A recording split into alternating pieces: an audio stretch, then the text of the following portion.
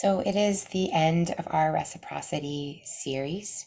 We have been gathering for meditations, talks, and sharing circles, all focused on this topic of right relationship. How is it that we can have harmonious reciprocity, give and take in our experience of life? And I said that I would wrap up with just a very short reflection to close out this experience. This is also an invitation for anyone who is present live or watching to reflect for themselves. What has shifted for you? How has your understanding of and your practice of relationship shifted since we started all of this back in April? And of course, these are teachings that we've been teasing out and touching on and working with for much longer than that. So yeah, I encourage you to reflect. And here's just a very simple, intro to an inquiry on that. What have you become more aware of since you started thinking about these themes? What revelations or insights have you had? Any aha moments? What sort of work have you been having to do? Meaning, where has there been sort of the effort of learning and growing and shifting yourself? And finally, where has transformation already taken place? Meaning, where are you already embodying something a little different or practicing? Where are you walking the walk, and seeing that it's actually happening? And maybe one of those questions will really open a door for you, or maybe you'll want to kind of go through each one.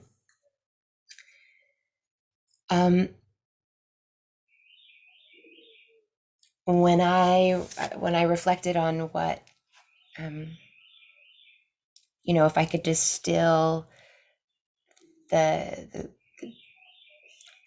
heart of what I've learned and how I've transformed and grown, as I sat with those questions myself and tried to think, now how can I make this as sort of simple and clear as possible? I came back to truth. I usually say my values are truth and love.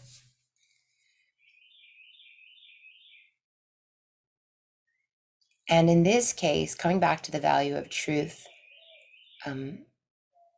seems to be the thing that just keeps coming up for me as I think about what's the most important sort of revelation and transformation that I've experienced here. And let's see how I can condense this. Let's see how I can articulate it for you now. As I said in the guided meditation, truth is, what is truth?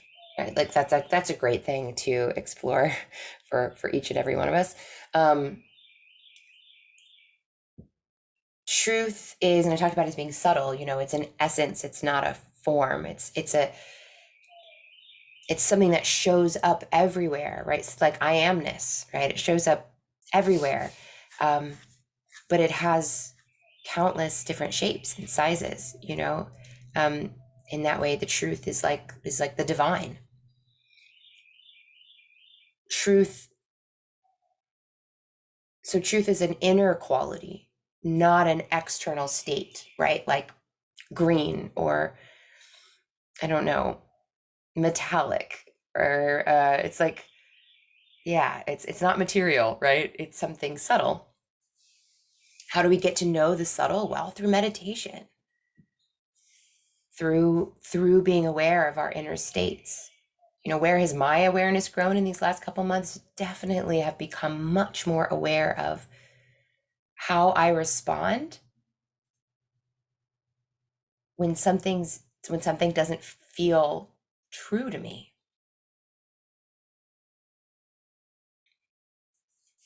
And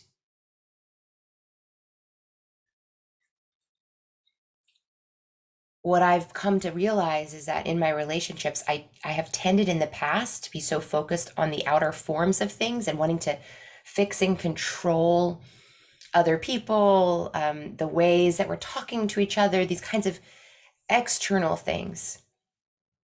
And I've become more and more the last couple of months in a place where I actually really trust my ability to feel that inner tuning fork.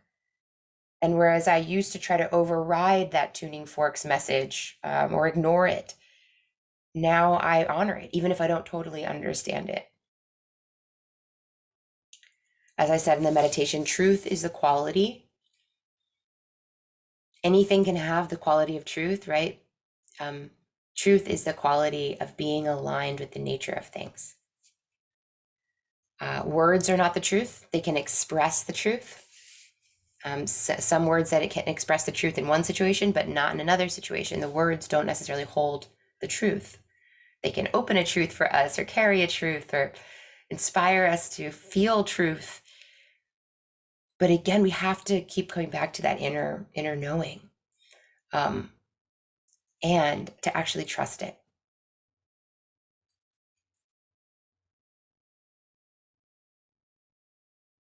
As I as I'm doing all of this, I've ended up doubling down on my value of truth, of really recognizing that the truth is powerful. The truth is.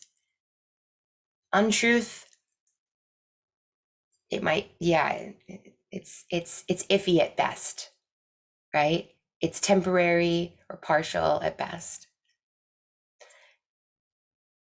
Where I have struggled the most in my relationships have been whenever there is disharmony.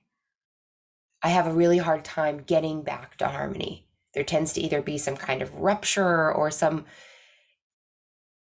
we just kind of forget that we were out of, we just kind of like sweep it under the rug. And another place that I've struggled is it causes me a lot of suffering when I am in disharmony with someone that I have to see a lot, or just that I care about a lot. It causes all this inner turmoil. And so this has been just unbelievably helpful for me. Instead of being up in my story is about who should do what and why we fell out of, we're in disrepair because you said this and blah, blah, blah. Coming back to, do I feel in alignment with truth right now or not? And if I don't, if truth isn't present, if avidya is present, untruth, I will feel fear. That's the nature of the kleshas, right? That's the nature of my setup. Do I also have some sort of traumas or emotional responses that I need to shift? Sure. And I've been doing that work for a very long time. Dealing with learning how to, navigate my own emotions and bring myself into a calmer state. Sure. But I've realized that in my conflicts lately, that's not the answer. The answer is often, do you want to value truth right now? Do you want to get to some truth? I do. And if the person sitting across from me wants to instead kind of play games or manipulate each other to win an argument, this is something that's happened to me a handful of times since we started this. Been in a situation where I was like, we're trying to like add up how many cuts we can make on each other or something, or how we're proving who's the good person and who's the bad person. I don't understand how that's possibly going to get us to a place where we're back in love and truth. And there's no like acknowledgement of that this isn't a real conversation actually, or this isn't meant to ever get us to reciprocity again. This is only meant to have, there's supposed to be a victor at the end of this who walks away and gets to say, I was right, or whatever, right? And I think that what I'm learning in my journey is how to actually honor what I value over whatever attachment I have to this person or whatever desire to win I personally have. I'm not above it, right? I'll get in there and be scrappy too.